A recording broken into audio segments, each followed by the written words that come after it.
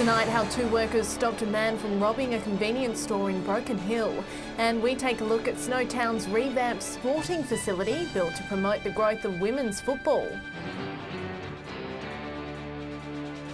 This is Southern Cross News with Abby Donaldson. Good evening, great to be back with you. Two Broken Hill convenience store workers managed to scare off a would-be robber on Saturday night.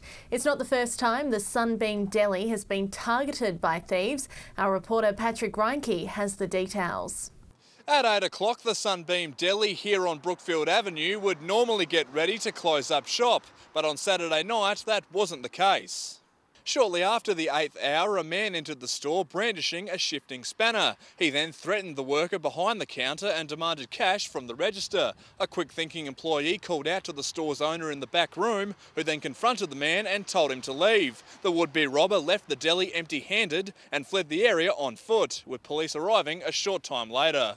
We did some patrols around the area to try and locate the man, but unfortunately we haven't located him at this stage. The man is described as being of Aboriginal Torres Strait Islander appearance, 180 centimetres tall and in his mid-20s. Police are continuing with their investigations. We are asking if anyone saw anything, anyone's got cameras at their house around that area or dash cams, you know, they might have seen someone running around the streets or through the bushes, they can give us a call and let us know. It's not the first time Sunbeam Deli has been targeted. In 2012, the store was robbed by a man armed with a shotgun. Anyone with information is urged to contact Crime Stoppers on 1800 333 000 or the Broken Hill Police Station. Heavy rain over the weekend meant the Whyalla Christmas pageant didn't go ahead. The event was due to take place on Saturday evening but was called off in the afternoon due to safety concerns. While most of the rain had cleared, thunder and lightning was still an issue, along with fears about electrical cables being used in damp conditions. Pageant organisers made the decision to postpone the event, and a final decision on that rescheduled date will be made later this week. A Yalata man will face Whyalla court after being caught drink driving over the weekend. The 49-year-old was pulled over on Jenkins Avenue on Saturday morning. Police allege he returned a reading of .124, that's 2.5 times the legal limit. The driver was reported for drink driving and was issued with an instant 6-month licence loss while his car was impounded for 28 days. He'll appear in court at a later date. Snowtown is the proud new owner of a revamped sporting facility built to promote the growth of women's football in the Mid-North. The SANFL has dubbed it a once-in-a-generation project, with the hub offering better sporting facilities for the region's football and netball community. The new sporting facility at Snowtown is breaking the glass ceiling for female footballers. 90% of club rooms across the state are non-compliant for women, and this new $620,000 facility is about to change that. Facility to match the oval. So we've got an amazing oval here with subsurface irrigation that's green 12 months of the year. So now finally we've got a facility to match the oval. These facilities will give an opportunity for the community to use and have greater access to showers, inside areas for changing, not only for football but for netball. The Blythe Snowtown Cats have been working tirelessly for a number of years to get the new facility up and running. For the club's project manager Darren Stringer, the facility upgrade has been a long-term dream, and he couldn't be happier with the results. It's just a bare shed about 5 years ago, and we've just slowly worked on getting grants and money together to build the facility it is today. It's hoped the new upgrades will facilitate the longevity of the club and encourage more men and women to join the community. When you consider the major leagues around here, the Adelaide Plains, the Yorke Peninsula, the North Eastern, up around the Port Pirie area, it's a pretty central location to bring players together from those four. Snowtown Project was one of 14 designs available to community sporting clubs across Australia through AFL's collaboration with Ozco. Dominic Beaton, Southern Cross News. Whyalla's old BMX track could be redeveloped and returned to its former glory. Council says it's investigating the idea but warns the cost to rejuvenate the site may be an issue.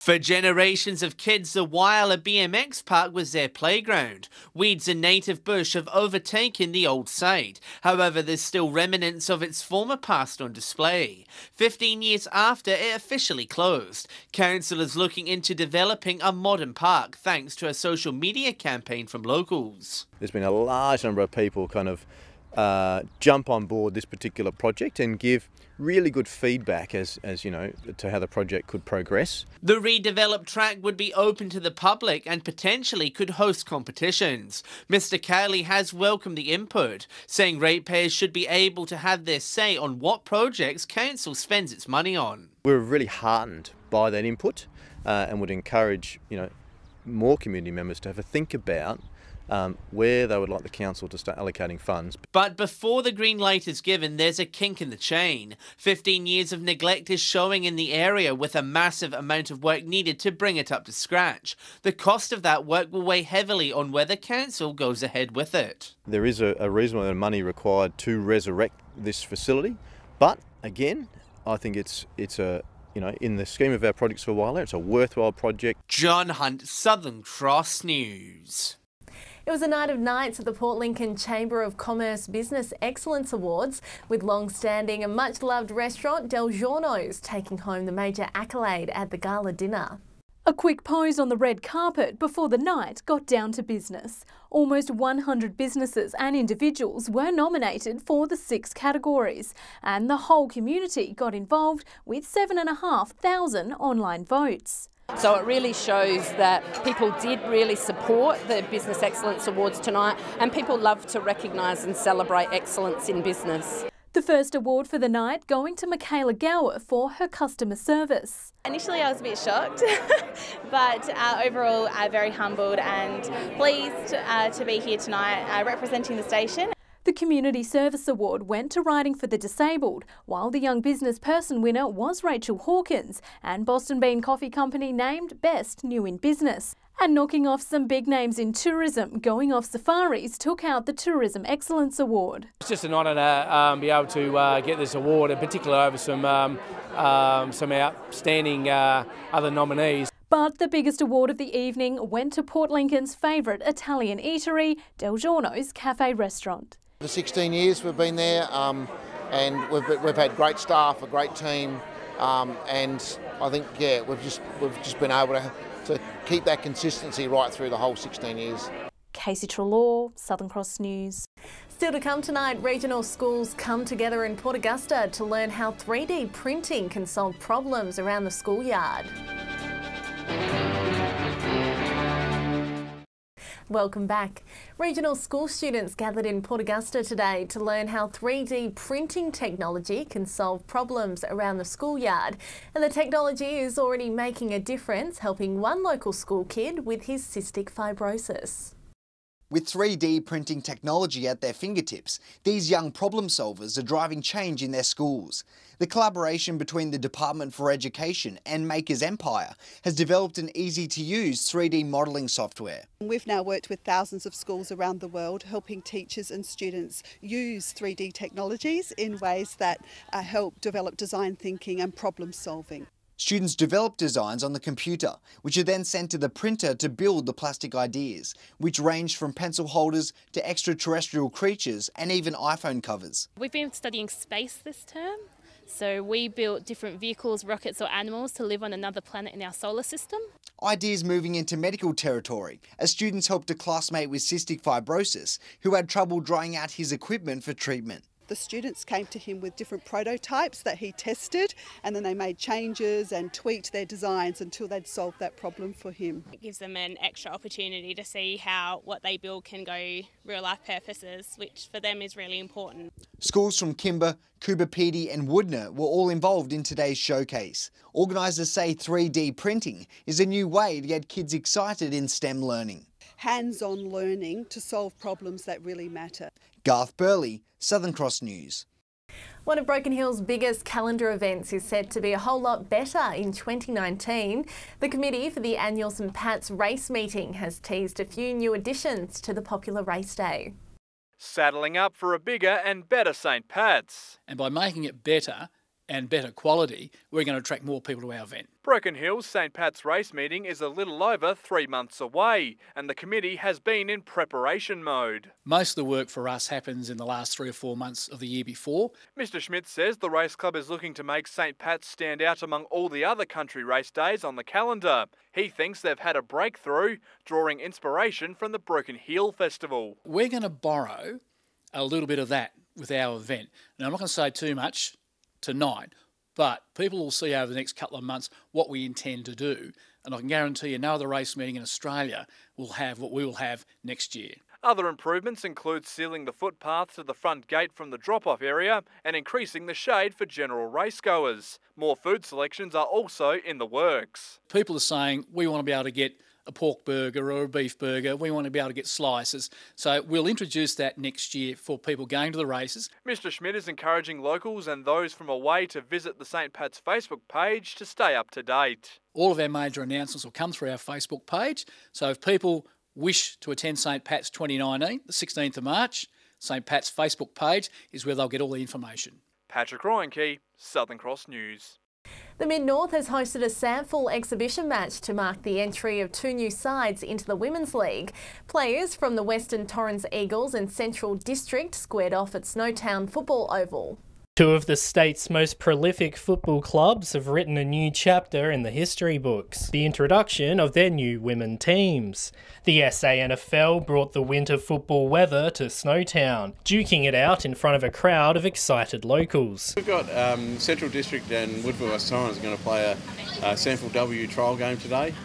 Both those clubs are new to the Sanford W. We've gone from 4 teams to 6 teams to 8 teams. Football has experienced a dramatic cultural change since the entry of women into the professional league. Developing the sport amongst women in regional areas has become a priority of the SANFL. It just shows the growth of female football here in SA at the moment, and it's just absolutely booming, and we get the opportunity to be out here and we get to experience the 2 new teams coming in as well. Talent scouts from both clubs were there, eager to check out the local grassroots talent in the Mid-North region. And when we come out and have the come and try days, we always find some talent out there, and there was some talent out there today, no doubt. Punters were impressed with what the next generation would bring to the table. As the other game starts to unfold, I'm sure you'll see plenty of talent. We've got some really AFL Academy players that are out there in Jamie Tabb, and then we've got some of the best upcoming talent as well. Dominic Beaton, Southern Cross News. A former Port Augusta local has taken a huge step towards his AFL dream after being drafted into the Port Adelaide Power. Connor Rozee was the 5th pick in the draft and today stepped out on the park for the first time with his new club. On the field, Connor Rozee is a live wire. Rozee for his 3rd goal. He's having a magnificent first half. The former Port Augusta local has proved his worth when pulling on the jumpers for both the state under-18 side and the premiership-winning North Adelaide Roosters. But it's the Port Power who have now secured his services, making the AFL dream one step closer. Very excited just to get picked up in the first place coming into the draft. It's been my dream since a little kid. The youngster was picked number 5 in the AFL draft and joined his teammates at Alberton for the first time today. Everyone's been welcoming around the club, from the boot staff to the main coaches to all the players. Everyone's been really good. The move sparking excitement amongst his former South Augusta Football Club. It's good for Port Augusta football, and obviously it's good for country football in general that 18, 20-year-olds can get drafted. South Augusta and the competition as a whole, I think, was very important towards my development before I came to Adelaide, and probably built the foundations I had to be an AFL footballer. Although flagged as one of the state's most promising young talents, the 18-year-old doesn't want to get ahead of himself. Have an impact early in the season and hopefully make the team in the first few rounds would be my first goal. Garth Burley, Southern Cross News. Stay with us after the break. The weekend's rain stopped most local cricket matches, but we will have the results of those who did play. And in the weather, it's going to be wet and windy tomorrow, but it's fining up and warming up before we officially hit summer. I'll have all the local weather details soon. Hello again. The weekend rain wreaked havoc on the region's cricket leagues with the majority of matches cancelled. But in Whyalla, Central's easily defeated Rupina on Sunday to move into outright first on the ladder. John Hunt joins us now. And John, it was a big win.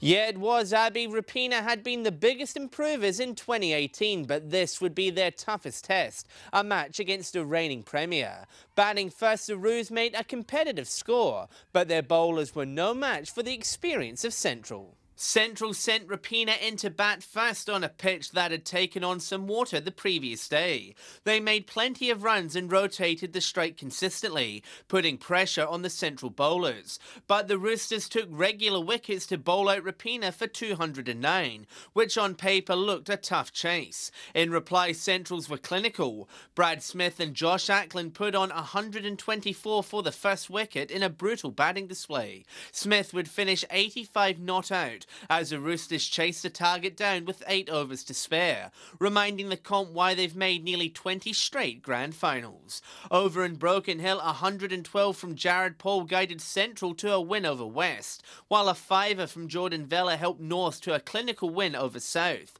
These were the only 3 matches from the weekend, with Saturday's rain washing out the North-South clash in Whyalla and the entire rounds of Port Pirie, Port Augusta and Port Lincoln. So that's all from a soggy weekend of cricket. Hopefully next weekend is a little better weather-wise. And I'll be back tomorrow night with all the other sports results from the region. Thanks, John. And now it's time to take a look at what's happening in the weather. We saw the odd shower around most centres today, but it was mostly fine otherwise. Port Augusta and Port Pirie reaching a top of 27 degrees. On the satellite, patchy cloud over the southeast under unstable westerly winds is leading to the odd light shower about the coast, but it's mostly clear skies over the interior of the state under a weak ridge of high pressure. On the waters for your Tuesday, southerly winds up to 25 knots. Seas will be at 1 metre with a south-southwesterly swell, and sunrise is just after 6 tomorrow morning, while sunset will be at 11 past 8 tomorrow night. It's going to be windy and wet for most centres tomorrow, but it will cool down too. Port Augusta 23 the max, Whyalla 21. Cloudy and showers forecast for Port Lincoln, Port Pirie, Clare and Kadina. So to the rest of the week's forecast now, and it's looking like that cloud cover will hang around for Wednesday, but conditions are expected to calm down. Mostly fine on Thursday as well, as it starts to warm up slightly too. Port Lincoln 22 the max, Woodna 28 the top. Cleve will see temps back in the 30s by Friday, and it's looking like a windy and very hot end to the week for Woodna, 36 the max. Again, calmer conditions for the middle of the week, mostly fine and temps in the low to mid 20s. Port Augusta warming up to 28 degrees on Thursday and a hot 36 by Friday. Whyalla 31 the top to end the week, and Kadina 30. So definitely getting warmer as we near the start of summer. It's going to remain quite windy in Broken Hill on Wednesday, 27 the top. Mostly fine conditions for Port Pirie and Clare for the rest of the week as the dial gradually rises into the 30s. Port Pirie 31 on Friday, Clare 30 the top, and Broken Hill sunny and 34 there. And that's all from the team this Monday. I'm Abby Donaldson. Have a great night and we hope to see you tomorrow.